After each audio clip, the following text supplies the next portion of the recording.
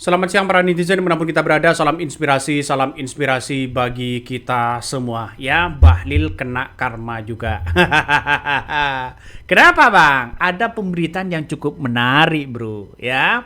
Salah satunya, internal Golkar ingin mengganti Bahlil. Benar nggak seperti itu? Nampaknya ini seru bos. Ya kenapa? Ketika melihat kebijakan-kebijakan Bahlil soal larangan pengecer LPG 3 kiloan, ada nggak partai Golkar yang kemudian membela Bahlil?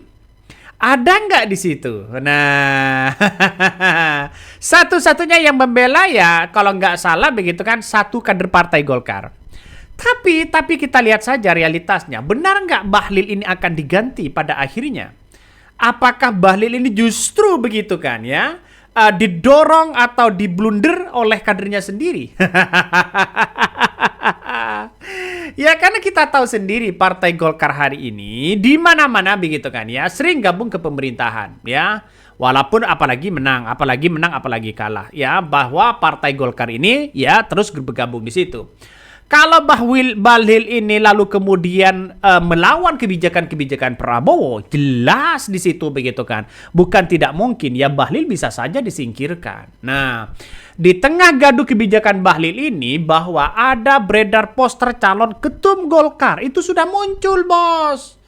Ada Menteri ATR ya Nusron Wahid, ada Menteri Pemuda dan Olahraga ya Pak Adito, terus kemudian Pak Dito, ada Pak Bambang, ada banyak di situ begitu kan, ada 5 orang ya, ada 5 orang ini gabung ke kabinet merah putih semuanya.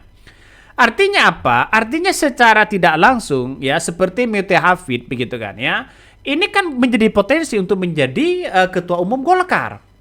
Artinya, karena kenapa ya seorang Bahlil nampaknya diobok-obok oleh kadernya sendiri dan simpatisan dan para senior-seniornya, mungkin ini akan menjadi kesempatan emas bahwa Partai Golkar akan bisa mengusung kadernya sendiri menjadi calon presiden di tahun 2029 dengan kebijakan dan putusan Mahkamah Konstitusi yang ada. Wah, ngeri. Akankah ya Bahlil ini akan dikudeta?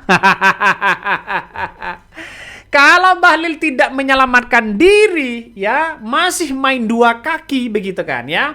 Prabowo Jokowi, maka kemudian bukan tidak mungkin ini akan menjadi ya menjadi penghalang bagi seorang Bahlil. Satu-satunya Bahlil harus menyelamatkan diri sendiri. Secara logika kan seperti itu.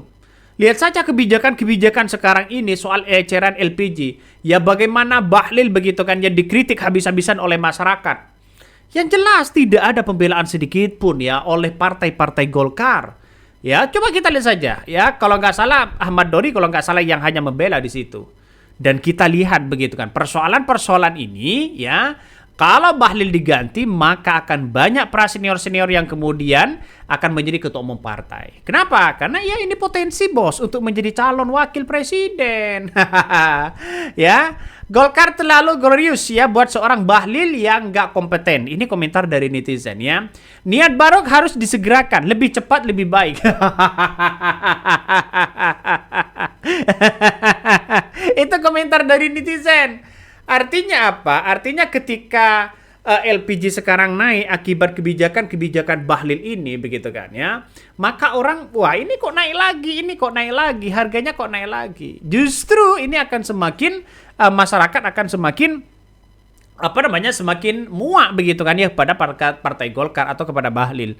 Kenapa partai Golkar ini tidak mengambil hati masyarakat? Ya, coba kita lihat partai-partai lain seperti Gerindra, PDIP, Partai Demokrat, ya, terus kemudian partai-partai yang lain ingin menunjukkan begitu kan ya bersama dengan rakyat, gotong royong. Ini yang seharusnya kita rebut bos, bukan lalu kemudian partai karena memang banyak menterinya yang didapat, bukan, tapi bagaimana begitu kan ya hati masyarakat menentukan pilihan itu yang paling baik saya rasa. Jadi jadi banyak yang kemudian mengatakan bahwa ini gimana kalau Bahlil dikudeta, ya lebih cepat lebih baik kata netizen. Secara Bahlil ya sebenarnya hanya ya cameo dan drama satu babak arahan Mukidi. Ternyata aktor yang nggak satu frekuensi ya dengan koreografer ya, tim kostum, pengarah gaya di kepemimpinan ya pasti bikin jengkel. Ini komentar-komentar dari netizen. Banyak sekali pro dan kontra ya. Bisa saja ada tanda-tanda akan tumbang ini Bapak. Makanya tidak heran muncul spekulasi begitu. Ketika Bahlil mengatakan bahwa ini jangan coba-coba melawan Raja Jawa. Dan itu sontak pernyataan Bahlil seolah-olah semuanya partai dikendalikan oleh para Raja Jawa itu. Lalu muncul narasi-narasi baru hari ini. Yaitu Prabowo mengatakan ada raja kecil yang ingin menguasai dan menentang kebijakan dari seorang Prabowo. Soal bagaimana? Soal makan siang bergizi gratis, soal makan soal efisiensi anggaran dan sebagainya. Ini yang ditantang oleh raja kecil. Siapa? Banyak yang mengatakan duganya di situ. Ini ngeri, Bos. Jangan-jangan yang menantang kebijakan dari Prabowo ya jangan-jangan ya Bahlil. Ya itu kan perlu kita curigai begitu. Kenapa mengatakan seperti itu? Coba kita baca dalam beberapa media.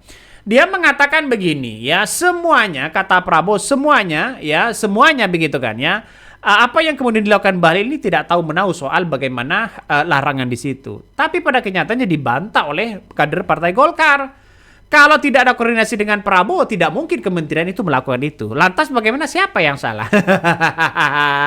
Ini kan nampaknya kan orang-orang kan pasti tahu lah ya.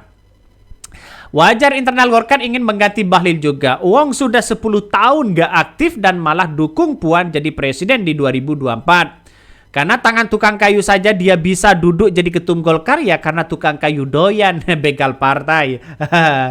Lah harus Golkar ini sebenarnya partai besar, tapi rusak karena ulah orang-orang ini dan kroni-kroninya. Ini komentar-komentar dari netizen, banyak sekali pro dan kontra. Tapi cukup perlu diapresiasi Bahlil. Kenapa? Sekarang di kabinet Prabowo begitu kan, yang paling banyak kementeriannya adalah Partai Golkar. Partai Golkar. Makanya ya tidak heran ketika Prabowo begitu kan, ketika melakukan rapat nasional ya yang berubah kemarin begitu menjadi kongres luar biasa, nampaknya Ketua Umum partai di situ datang ya, kecuali Pak Surya Paloh kabarnya. Nampaknya Pilpres itu sudah didesain sedemikian rupa ya, wajarlah begitu kan, ini dunia politik. Tapi ya partai-partai kecil bisa kok begitu kan untuk untuk mengusung salah satu calon.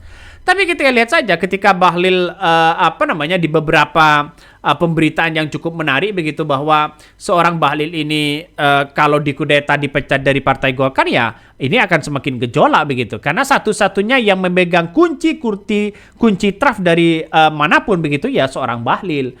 Menteri ya ini internal Golkar ingin mengganti Bahlil. Muncul poster sejumlah calon ya gubernur, calon umum ya caketum ya Partai Golkar harus dianggap serius oleh kader beringin, termasuk Bahlil Lahadalia yang menjabat Ketua Umum Partai Golkar. Pasalnya, baru saja Golkar menggelar rapat kerja nasional Rakernas tahun 2025 di kantor DPP Partai Golkar, ya Jalan Anggrek Nili Murni, ya Selipi Jakarta Barat pada hari ini. Poster itu bermunculan bisa karena adanya keinginan di internal Golkar untuk mengganti Bahlil, sebab Bahlil dinilai orangnya Joko Widodo yang dipaksakan untuk memimpin Partai Golkar, kata pengamat politik ya. Bahkan satu sisi begitu Jamiluddin berpandangan bahwa sebagian kader Golkar khususnya elit beringin sejak awal memang tidak menghendaki Bahlil menjadi Ketua Umum Golkar. Namun karena saat itu Jokowi sebegitu berkuasa, maka internal Golkar menerima Bahlil menjadi Ketua Umum dengan terpaksa. Pada 12 Februari 2005 beredar di implikasi berbagai pesan WhatsApp 5 figur calon ketua umum. Ya, salah satunya ada Mitoya Hafid, terus kemudian ada Pak Dito, ada Nusron begitu kan ya, terus ada Pak Bambang, terus kemudian ada siapa lagi? Maman Abdurrahman begitu kan ya. Jelas di situ menunjukkan bahwa kalau ini menjadi ketua umum yang pas di situ ya menurut saya pribadi yang kinerjanya kelihatan sekarang ya yaitu Pak Nusron. Yang kelihatan ya kalau menurut saya Pak Nusron. Tapi kalau yang lain ya Bahlil masih belum ada tanda-tanda. Oke, mungkin itu yang kami sampaikan ya, tonton terus channel Hodari Podcast Rakyat ini, jangan lupa di-subscribe.